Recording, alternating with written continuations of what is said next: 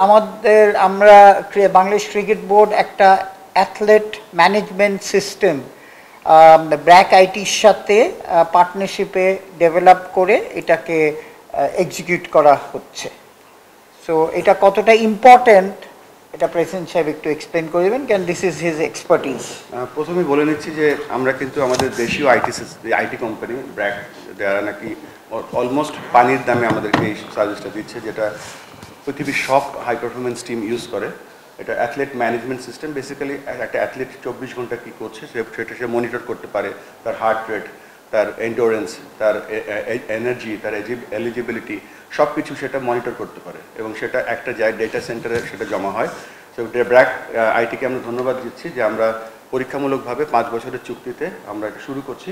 But at the same time আমাদের অন্য যে বড় বড় প্রোগ্রামগুলো আছে, আমরা এআই টেকনোলজির মাধ্যমে আমরা ব্র্যাক আইটিকে কীভাবে আরও সম্পৃক্ত করতে পারি এবং আমাদের এই যে সিস্টেমগুলো আমরা কীভাবে আরও আপগ্রেড করতে পারি, আমরা ব্র্যাক আইটির সাথে কথা বলবো। বাট এই মুহূর্তে আমাদের অল প্লেয়ার্স, মানে আমি বলছি ন্যাশনাল টিম, আমাদের টাইগার্স টিম, আমাদের এইচপি টিম, আমাদের আন্ডার-19 টিম, সব জায়গায় আমরা এই অ্যাথলেট ম্যানেজমেন্ট সিস্টেমটা চালু করবো এবং এডুকেট করবো আমাদের প্লেয়ারদের। এখন যে কোনো ব্র্যান্ডের পুরাতন এসি বদলে নতুন ওয়ালটন এসিতে উপভোগ করুন 25% ছাড়। না, আমরা নীতিগতভাবে সিদ্ধান্ত নিয়েছি, বেশ কিছু নাম এখনো চলছে, এখনো ফাইনাল হয়নি, এই 2-1 দিনের মধ্যে হয়ে যাবে ইনশাল্লাহ।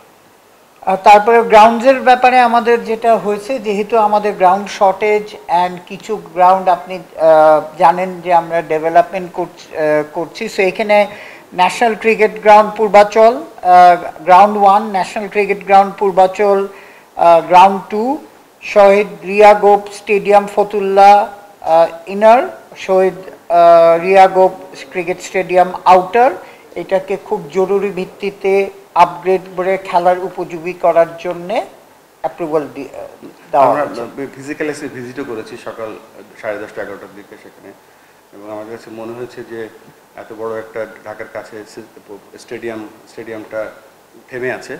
সেখানে আপাতত আমরা স্টেজ ওয়ান পদ্ধতিতে আমরা আগাচ্ছি যাতে খেলাগুলো শুরু করে দেই, এবং সেখানে মিঠু ভাইয়ের পরে হয়তো আসবে। আমরা একটা হাই পারফরমেন্স সেন্টার করতে যাচ্ছি। সেই সেন্টারটায় একটা কম্প্রিহেন্সিভ কম্পোজিট সিস্টেম থাকবে, সেখানে ইনডোর আউটডোর ফেসিলিটি থাকবে, সেখানে রেসিডেন্সিয়াল থাকবে, সেখানে সব ধরনের থেরাপি সিস্টেম থাকবে, সেখানে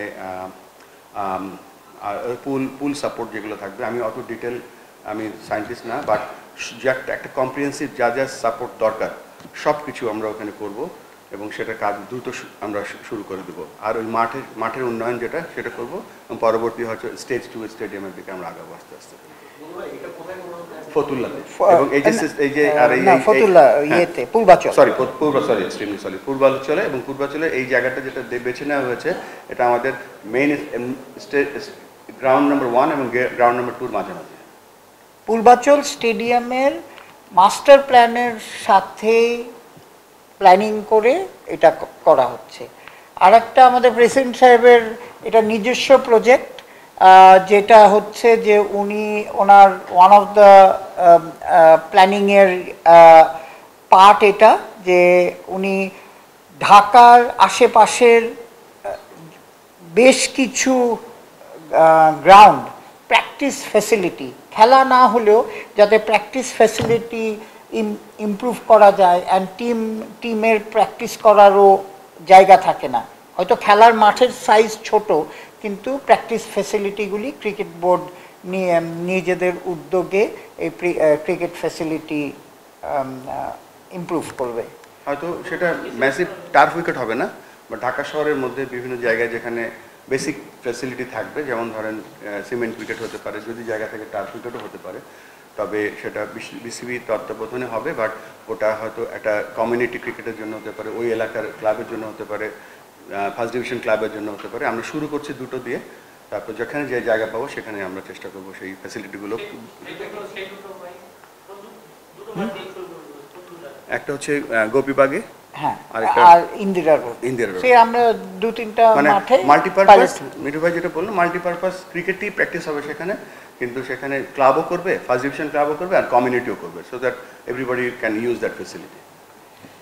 তারপরে আপনার একটা এটাও আমাদের প্রেসিডেন্ট সাহেবের আইডিয়া যে বিসিবি টার্ফ ম্যানেজমেন্ট উইং বানানো হচ্ছে, এটার সম্বন্ধে আমি এখানে মিঠু ভাইকে বলছি, মিঠু ভাই একটুখানি বাড়িয়ে বাড়িয়ে বলছে, এটা আমার একলা না, এটা সবাই মিলে করছি, হয়তো কেউ একটু ড্রাইভ করছে, বাট এখানে সকলের সংশ্লিষ্টতা আছে। আমরা একটা এডুকেশন ডিপার্টমেন্ট করছি, যে একটা দেশের উন্নয়নের জন্য বিভিন্ন সেক্টরে টিচার লাগে, বিশ্ববিদ্যালয়ের টিচার লাগে, স্কুলের টিচার লাগে, ক্রিকেটেরও টিচার লাগে।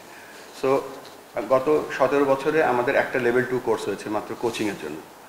আমাদের যে বিভাগীয় কোচরা আছে, 64টা জেলায় 64টা কোচ আছে, তারপর বিভাগীয় কোচ আছে, তাদের কোয়ালিফিকেশনটা কি, তাদের কোয়ালিফিকেশন কীভাবে আপগ্রেড করতে হবে, ওই উপজেলায় ট্যালেন্ট খোঁজার জন্য তাদের এই কারেন্ট স্টেটাস, কারেন্ট কোয়ালিফিকেশনের সাথে আর কি অ্যাড করা যায়, এজন্য আমরা কোচিং একটা এডুকেশন সিস্টেম করব। আমাদের টার্ফ ম্যানেজমেন্টের জন্য একটা টার্ফ ম্যানেজমেন্ট উইং করব। বাংলাদেশে এখন যে পরিমাণ মাঠের ডিম্যান্ড, আমি এই যে গত 7টা বিভাগের মধ্যে 6টা বিভাগে আমি গিয়েছি এবং আমি দেখতে পেয়েছি যে কি পরিমাণ দরকার আমাদের মাঠের, এবং মাঠের দরকার হতে হলে আপনার কোয়ালিফাইড কিউরেটর লাগবে, কোয়ালিফাইড লোক লাগবে যারা নাকি মাঠগুলো পরিচর্যা করতে পারবে, আপডেট করতে পারবে, মাটির ধরন বুঝতে পারবে, তারপরে ধরেন অফ সিজনে কীভাবে মাঠটা ধরে রাখতে হয়। এই জন্য আমরা টার্ফ ম্যানেজমেন্ট উইং বানাচ্ছি। সেই টার্ফ ম্যানেজমেন্ট উইং একটা ইন্টারন্যাশনাল কোম্পানির মাধ্যমে করব, যারা নাকি এই কাজগুলো করবে। আর যিনি আমাদের পরবর্তীতে একজন চিফ কিউরেটর বা হেড অফ গ্রাউন্ডস যিনি আসবেন, তিনি হয়তো এডুকেশনটা দেখবেন।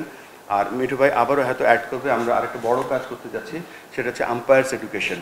সেটা আমি আসবো আবার। সো টোটাল আমাদের এডুকেশন একটা উইং থাকবে। আমাদের যে অর্গানোগ্রাম করছি এর মধ্যে turf management wing, coaching wing এবং আম্পায়ারিং উইং। যেহেতু মিঠু ভাই আম্পায়ার্সের চেয়ারম্যান, মিঠু ভাই ক্যান ইউ প্লিজ এক্সপ্লেইন?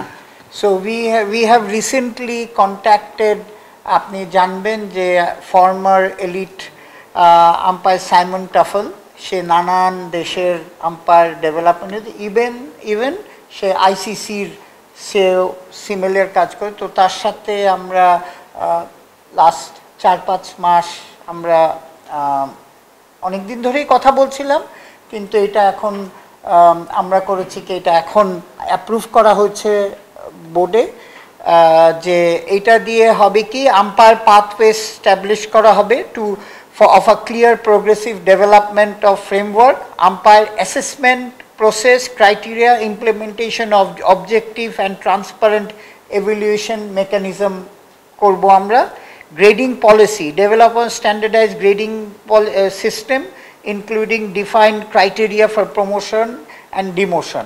মানে আমরা কম্পিটিটিভ রাখার জন্য সারা দুনিয়াতে আছে, সেই সাইমন টাফেলকে আমরা তার আন্ডারে আমরা তাকে 3 বছরের এটা কন্ট্রাক্ট, 3 বছরে ফেজ 1, ফেজ 2, ফেজ 3-তে গিয়ে করা হবে।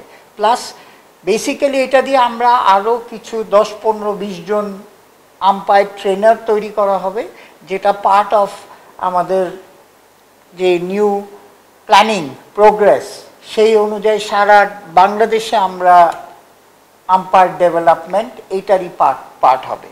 মানে ক্রিকেট উন্নয়ন করতে হলে তো আপনার umpire is a very important pillar.